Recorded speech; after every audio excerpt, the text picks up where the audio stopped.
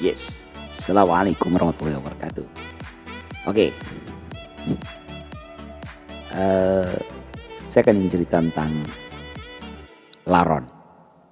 Karena belakangan ini banyak sekali laron, beterbangan mengganggu, kadang sampai menuin teras rumah. Kalau kita lupa tutup pintu jendela, bahkan laron masuk ke dalam kamar. Laron ini adalah binatang yang pendek usianya. Jadi banyak belajar dari mereka sebenarnya. Kehidupan yang sangat pendek gitu ya.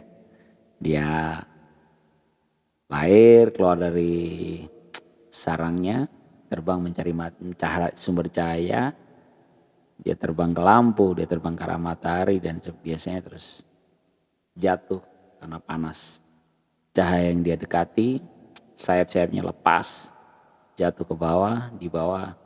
Jika pagi hari dia jadi sasaran makanan unggas, ada ayam, ada burung ya, dimakan sama mereka. Kalau yang laron keluarnya malam hari, jatuh dengan sayapnya patah, dia berjalan, biasanya dia berjalan beriringan begitu. Jadi sasaran cicak dan binatang-binatang lainnya. Jadi perjalanan hidup dia pendek dan kadang terlihat seperti menyedihkan. Bicara tentang laron, bicara tentang waktu yang pendek hidup, umur usia dia yang pendek, sebenarnya mengingatkan kita bahwa kita juga sama, kita juga punya tenggat waktu. Ya, kita lahir, kita beranjak dewasa, lalu tua, lalu meninggal. Gitu. Usia kita tak panjang. Ya. Kalau dari sudut pandang kita sebagai manusia bisa jadi cukup panjang ya. Wah, waktunya menghabiskan lama. Tapi coba kita dari skala yang lebih luas, skala hidup kita yang tidak hanya sekedar di dunia gitu. Maka sebenarnya hidup di dunia ini demikian pendeknya. Ada percakapan menarik hari ini terkait dengan laron. Yang pertama saat makan siang tadi kami berbincang tentang bagaimana mengingat waktu yang pendek itu untuk hidup kita itu ternyata bisa mengingatkan kita untuk tidak melakukan hal-hal yang sia-sia dalam hidup kita karena waktu kita jelas.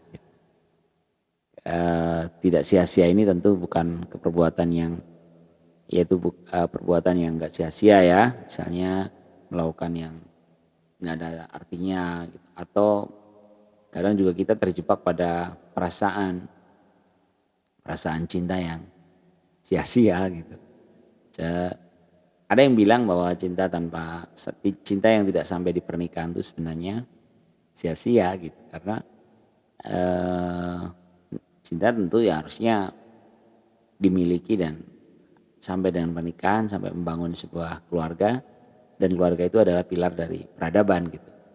Ideal begitu. Sehingga ketika ada cinta yang hanya sekedar suka gitu, terus ternyata posisinya digantung, gak jelas gitu, itu tentu ya masing-masing kita boleh lah menimang-nimang lah ya, apakah sebenarnya yang sedang kita jalani itu satu hal yang sia-sia.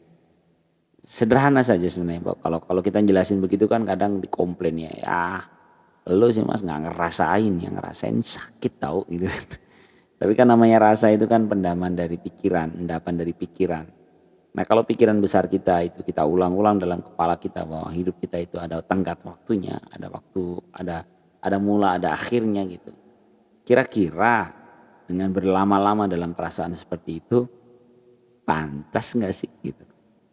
Kalau kita berpikir seperti itu, insya Allah nanti perasaan kita pun akan mengikuti. Jadi kita berani mengambil keputusan. Kalau rentang usia mungkin pakai filosofi jari jemari yang pernah saya ceritakan dulu ya. Maka posisi kita ada di mana di jari-jari itu. Pastikan jangan sampai kita membuang-buang waktu kita untuk hal yang tidak jelas.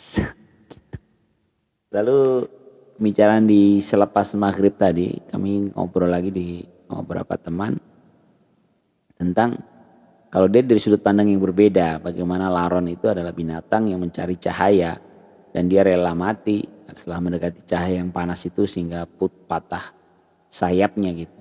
Kata seorang teman yang dari sudut pandang sufistik gitu, sebenarnya memang bisa jadi begitu manusia itu ya, rela saja kita hangus terbakar saat kita mencari cahaya, cahaya Tuhan kita, cahaya petunjuk gitu.